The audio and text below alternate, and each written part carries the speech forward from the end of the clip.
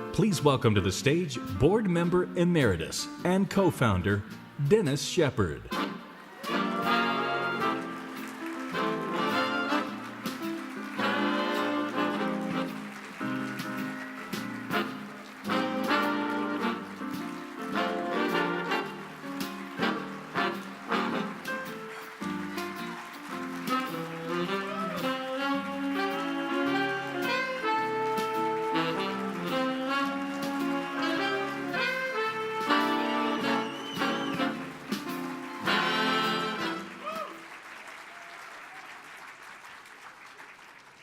I have a new wife, someone with a better attitude. Much more gay.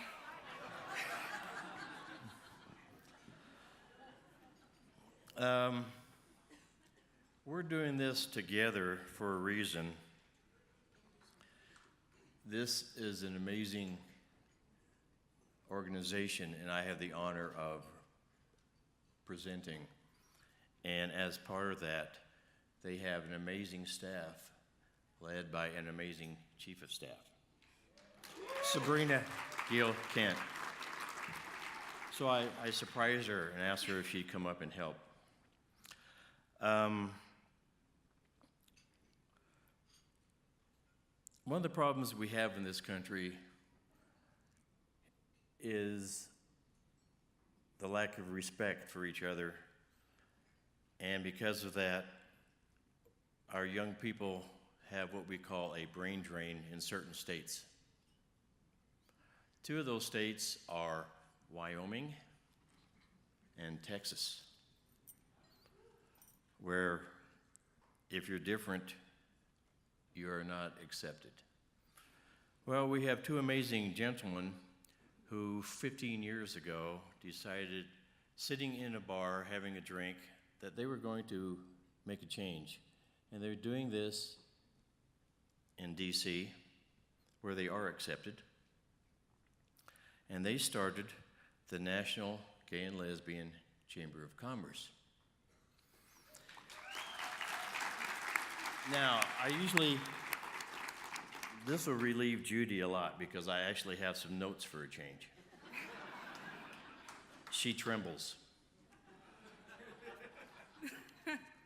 And by the way, if I look like I'm tired, that's just still the makeup from last night. Unfortunately, hopefully I'll get rid of it by next year. The reason I wanted to do this is I wanted you to know how amazing these two men are. They couldn't get acceptance where they lived, so they left. And we see too much of this everywhere. So, first number, it's estimated that there are 1.4 million LGBTQ businesses who bring an economic impact of $1.7 trillion to the U.S. economy annually, every year.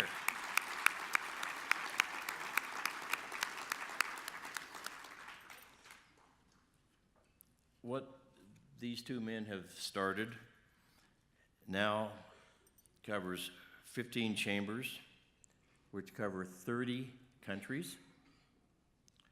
There are 52 U.S. chambers with 200 Fortune 500 partners.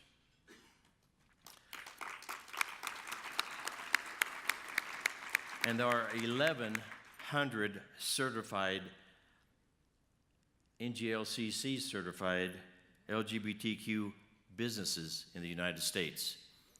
And there are a lot of contracts that require that they have this certification before they will put them on the bid list. Equality, that's all this is, just equality. They have a team of 25, led by our brilliant chief of staff, who actually, she's been in therapy because she has to do all the work. They just celebrated last year, 2017, the 15th anniversary of the NGLCC, and their satellite office, New York, just celebrated their 10th year.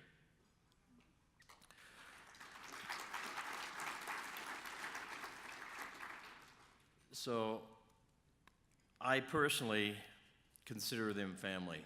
They're like two sons, two brilliant, people-oriented sons who are looking out for what's best for the LGBTQ community. Now, I'll let Sabrina finish this.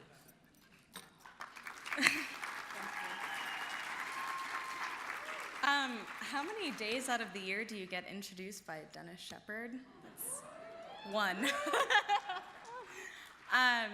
So I'm extremely honored to be here tonight to represent the National LGBT Chamber of Commerce, NGLCC, and our co-founders, Justin Nelson and Chance Mitchell, for the incredible environment that they've created, the ecosystem for LGBT-owned businesses. Going back 15 years, well, 16 now. 15 was our last year.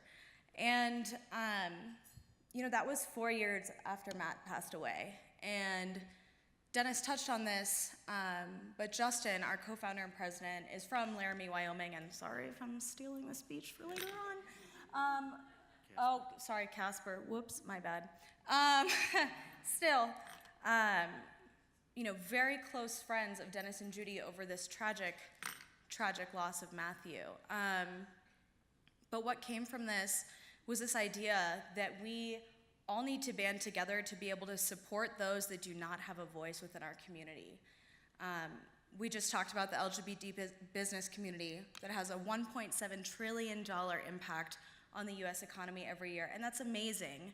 But what are we doing in the small towns, in the Laramie, Wyomings, where people like Matt are being victimized, discriminated against, abused, bullied every single day? And we do that by uplifting our community. So last year, at our 15th anniversary national dinner, not only did we announce that we would donate $25,000 to the Matthew Shepard Foundation to support the amazing work that they're doing,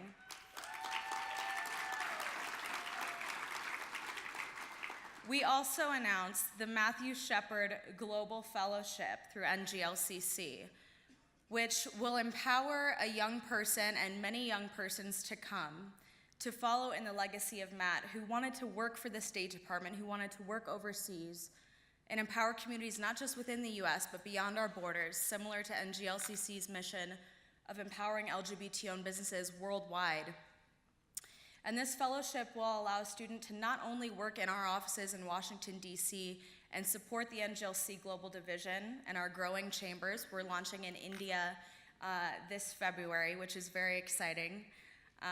As a child of an immigrant from India, I can say that when my mom sat in the audience last year for our 15th anniversary and heard the story of Dennis and Judy and Matt, it was humbling. It was life-changing for her. And so the ability to be able to bring that kind of empowerment, that kind of passion into the homes and the lives of individuals all across the world is the mission of NGLCC, and that's what we want to do through economic empowerment. So not only will these students be working globally with NGLCC Global and our growing international division, but they'll also be working here on the ground with the Matthew Shepard Foundation, as well as Dennis and Judy and the important work that they're doing. And 50% of everything that we raise towards the fellowship is coming right back here to the foundation.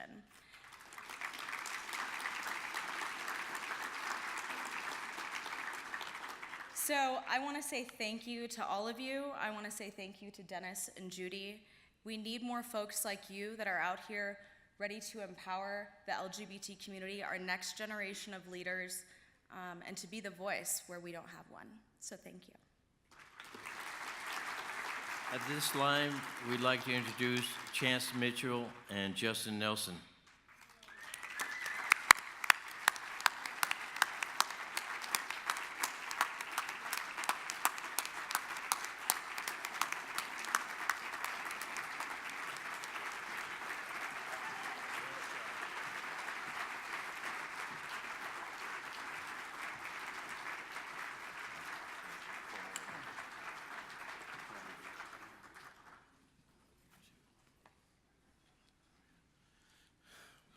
Dennis, that was a darn near flawless introduction.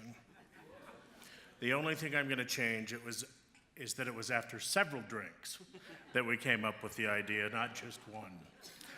Otherwise, I don't know that we would have had the courage to do the undertaking that we did. Sabrina, we're so proud of you. You have been such an amazing show of what LGBT youth can do. Sabrina started with us as an intern and is now our chief of staff, leading our team of over 20. So thank you. You know, I have said often, as I did last year at our dinner, that Dennis and Judy are two of the most amazing people that I wish I would have never met, or at least under the circumstances in which we met. And Judy, I don't even think you probably remember the first time we met. We had recently started NGLCC, and I was at the Bon Marché at the Eastridge Mall, buying sheets because the ones at my parents' house while I was visiting didn't have a high enough thread count. And you happened to be there, and I went over and introduced myself, and you were so warm and kind. And so to be receiving an honor from you all and from the foundation is truly humbling. Sabrina mentioned it, and Dennis did as well. We are seeking to really change perceptions and empower LGBT people through economics, because we believe to have full equality, we must have economic equality. We must be able to provide for ourselves and our families and take our rightful seat at the table. And those of you that know former Congressman Barney Frank, he had a great saying: if you're not at the table, you're on the menu. And I don't think truer words could have ever been spoken by what we're going through over the last 2 years. And it is time that we band together. You know, we did this study because there was no information about what we add to the economy. Bob Whittick, who's here, who's a board member of the foundation, a brilliant, brilliant, brilliant individual that has given us over the last 20 years every bit of economic statistics that have helped many of us in our missions. And we said to Bob, let's take what you've done with the consumer spending power and look at economic impact. And so we did the study, and we found that the 1.4 million LGBT-owned companies in the United States have a 1.7 trillion with a T economic impact. Give that a round of applause, because I'm gonna put it in perspective for you.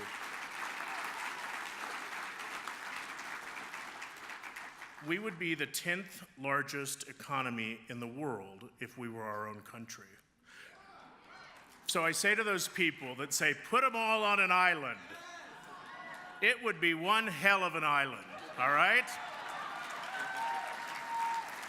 Not only would we have a national bird, which would be the peacock, because we kind of like to strut around, right? We'd have a national cocktail, which would of course be Tito's and soda. Our national anthem would be Cher, if I could turn back time.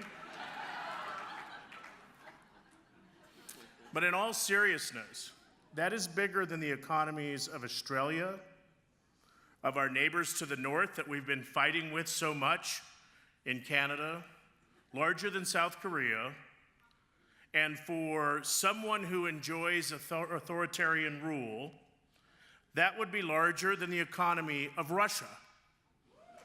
So we are talking about real economic power here. And we have to take that and we have to utilize it. I want to recognize some of our partners that are here from the Colorado LGBTQ Chamber of Commerce. Thank you for being here and for the work that you do right here in Colorado. My sister Sarah is here. I love you very much. Sis, stand up and wave. I'm going to embarrass you.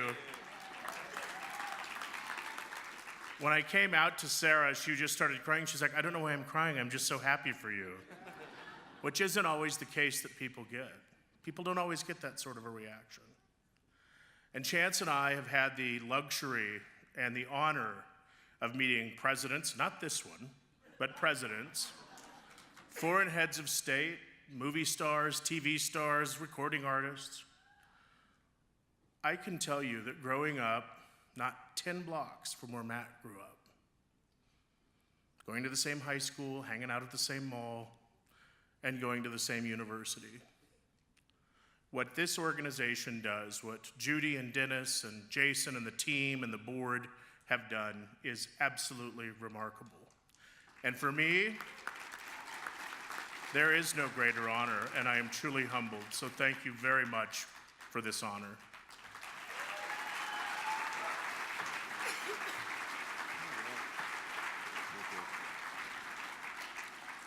Well, good evening, Denver.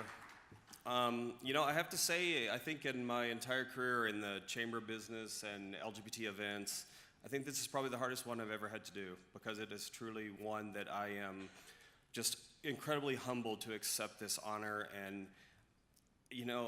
I don't really know where to go with this. I didn't prepare a speech. It didn't seem right. And I just want to say that I'm just so incredibly pleased to be here. And thank you, Dennis and Judy, for everything that you have done for all of us. I think there are a few regrets that I have in my life, but I think one of them is that I never knew your son. He must have been remarkable, because you two are remarkable.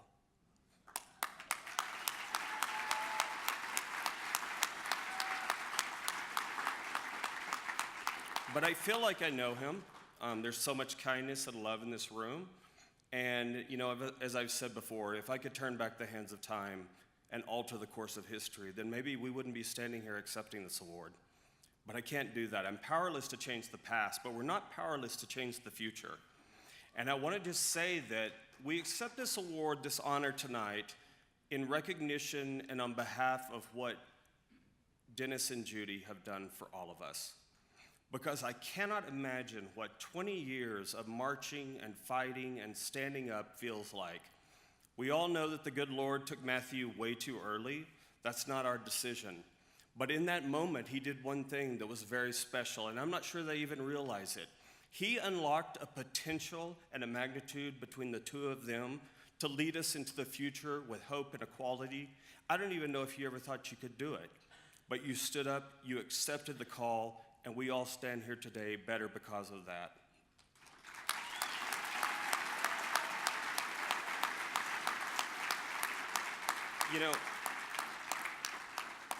I'll wrap this up, but as a young child, I was always fascinated just by science in general. I studied business, obviously, but science has always been an interest, and just the amazing things about the world we live in. I always wondered why, when you, at nighttime, would open the door to your backyard, why does the light spill out, but the darkness doesn't come in? Why is that? And as I grew older, I realized that it's because light always overcomes darkness. And it's the same way with the light of love. Darkness has no place. And Dennis and Judy lead us forward with a torch that splits that darkness, and we will follow you till the end of time. So thank you both. I would like for Judy to please stand, and let's give them a round of applause for changing millions, literally the lives of millions of people. And I know if your son was here today, he would say how proud he is of you for what you've done. Because I know with every victory there is sorrow, but for the rest of us there is joy. And I hope you take great comfort in knowing that and for everything that you have done. And we are so looking forward to Matt having a final place of rest next week. And I hope it brings comfort to what I know has been a very painful 20 years for you all and for all of us. Thank you.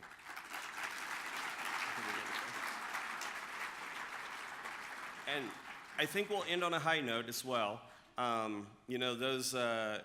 grew up in Texas, as Sabrina mentioned, and it was part of sort of the Cabbage Patch, Beanie Baby era when you would go to Walmart and fight people. I think it's sort of the same thing with these commemorative bears. I think they're way undervalued at $100 a piece. We'll negotiate how many we get, but Justin and I would like to give you, on behalf of the NGLCC, $25,000 towards the foundation. Thank you very much.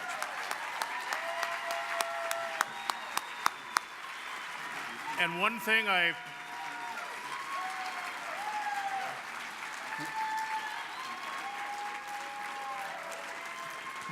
forgot to mention was Independence Day of our great island nation, and it's November 6, 2018. Get out and vote!